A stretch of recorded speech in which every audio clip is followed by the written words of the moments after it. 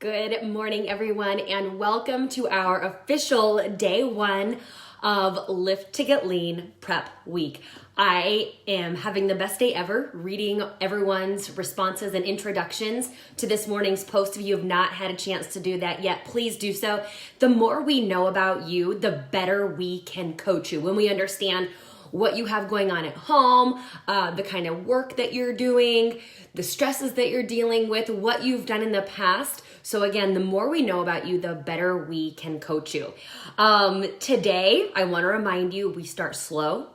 We start small because I know you're going to feel overwhelmed. I know at some point in this program, you're going to feel overwhelmed. So first off, know that's totally normal.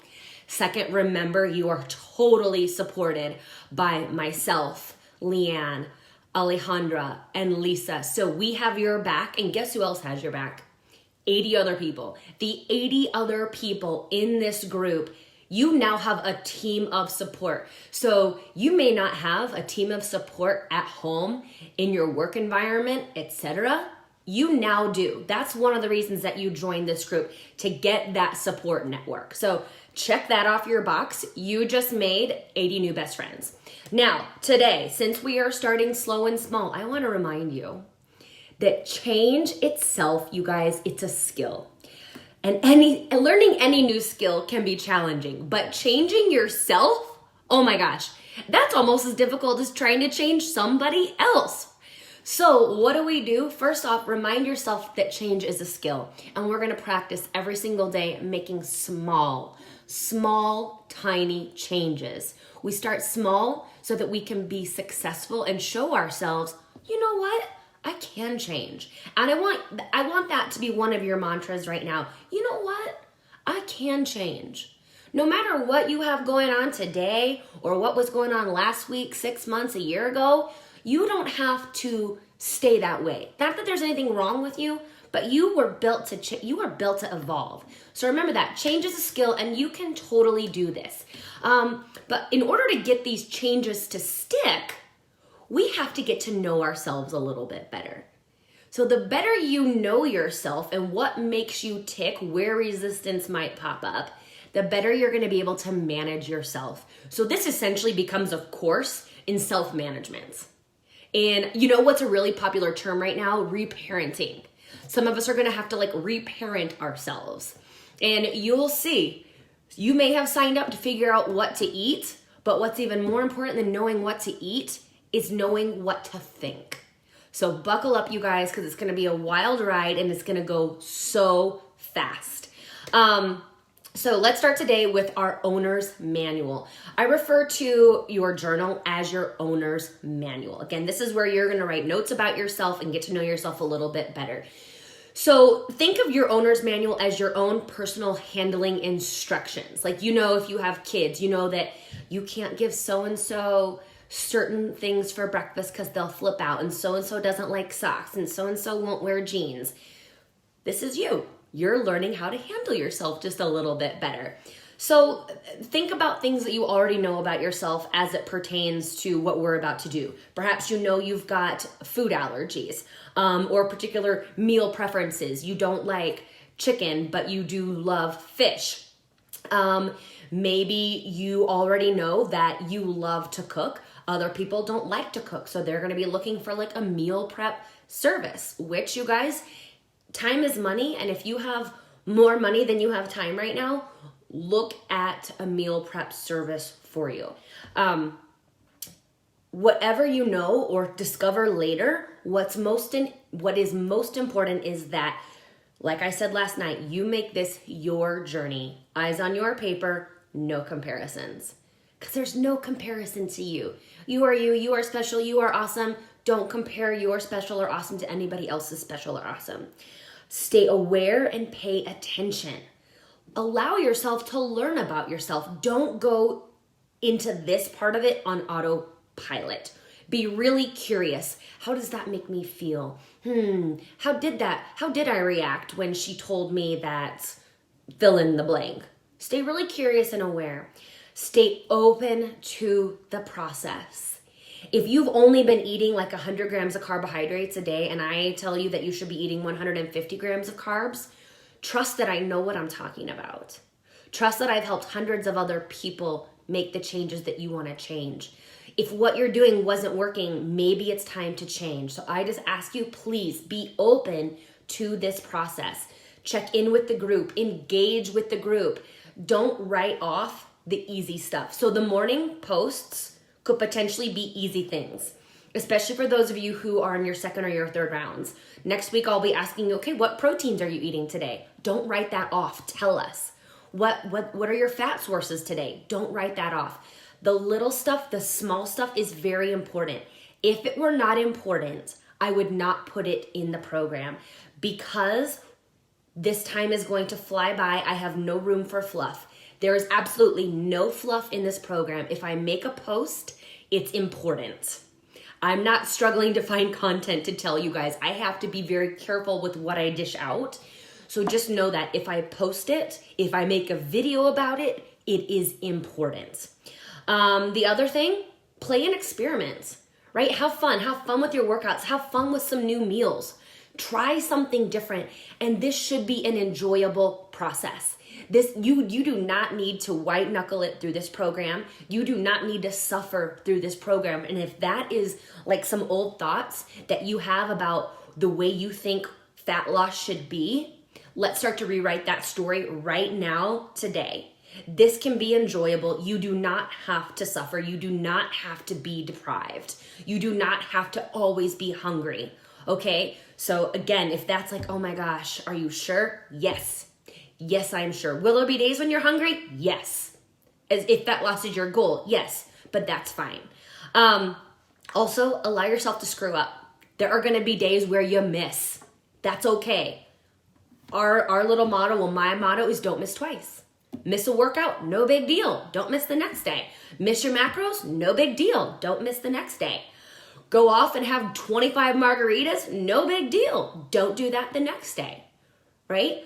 Never miss twice. Okay, now the final thing for this part of our talk, your toolbox. So in your owner's manual, I want you to think about all the things you already have going for you in terms of your fitness, your nutrition, athletic performance, and the process of change itself. What do you already have working for you? Maybe you've worked with a nutrition coach in the past.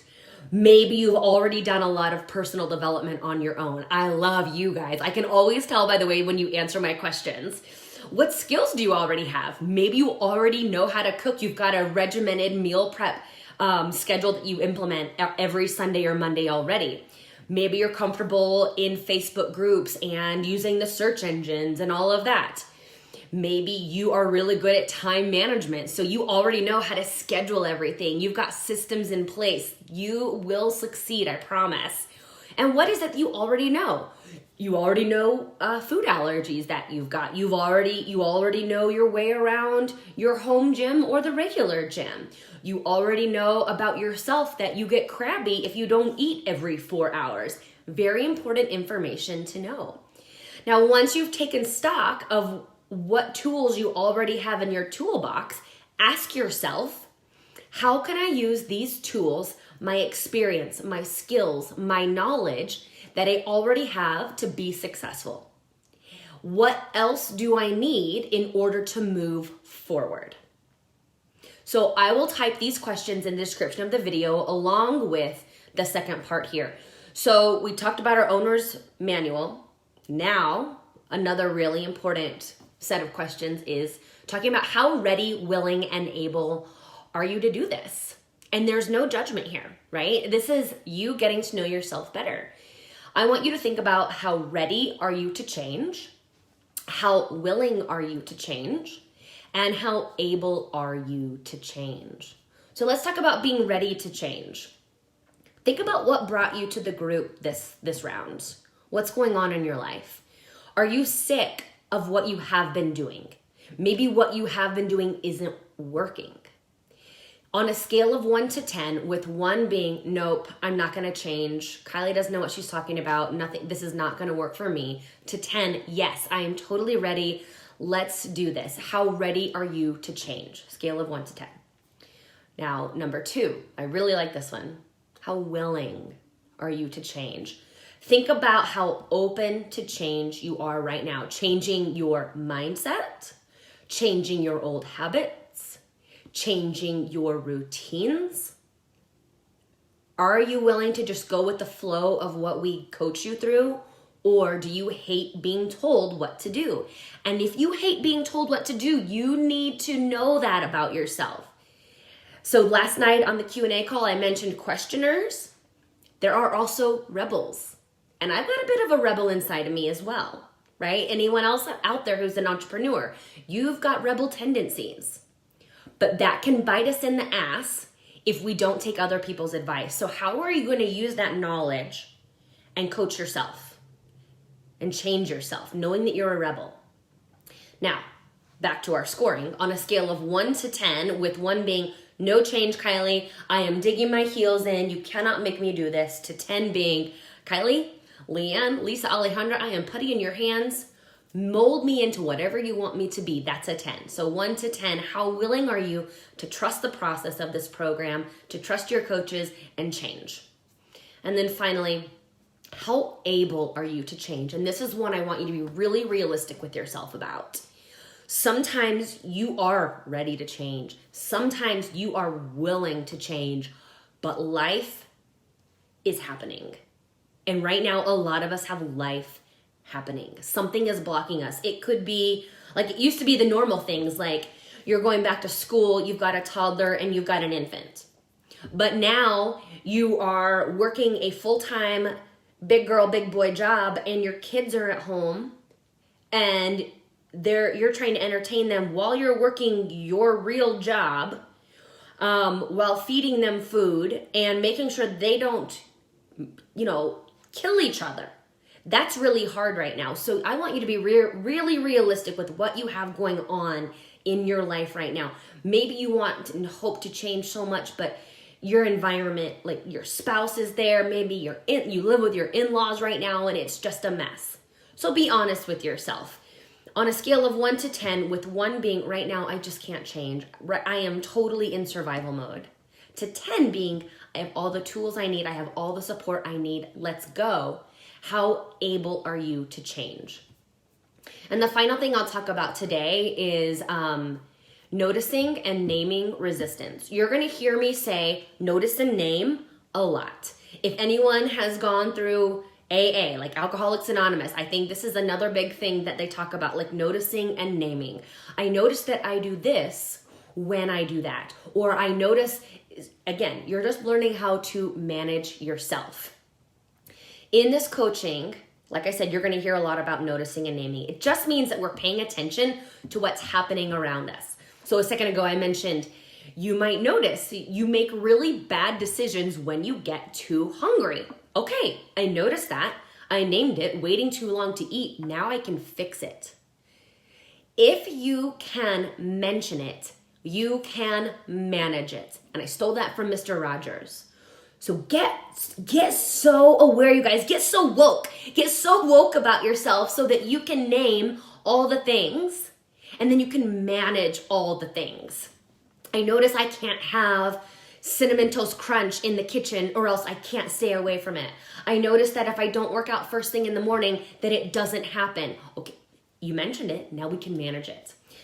So anyway, sometimes I get off on tangents, but I'm almost done, you guys. Think about and work on changing your habits. See if you can notice and name any resistance that pops up as you do this. So again, if you are fearful of eating just a little bit more, or maybe you resist eating less. Maybe you resist doing strength training instead of cardio workouts 6 times a week. Maybe you resist the rest day. Maybe you resist my recommendation to not get on your phone 30 minutes first thing in the day, which we'll talk more about that when it comes to stress management. But notice where the resistance comes up and why is it coming up. Some of you, it's simply because you're a rebel and you're like, I'm not going to do what you told me to do. That's stupid, Kylie. But know that about yourself so that you can work with yourself. That's all we're doing. We're learning how to work with ourselves to make the best decisions we can possible for the current situation we're in based on the goals that we want to achieve. So that's a lot for today. Like I said, I will type notes for the questions so that you can journal about this in the journal that I provided you, the online journal, or do it in your old school journal, and get ready for an awesome 7 weeks together, you guys. Like I said, it goes so fast. We have one more document that will be posted today. It's the foundation of our program, and we're here for you. I got a lot of check-ins to look at. So welcome, and we'll talk to you soon. Bye-bye.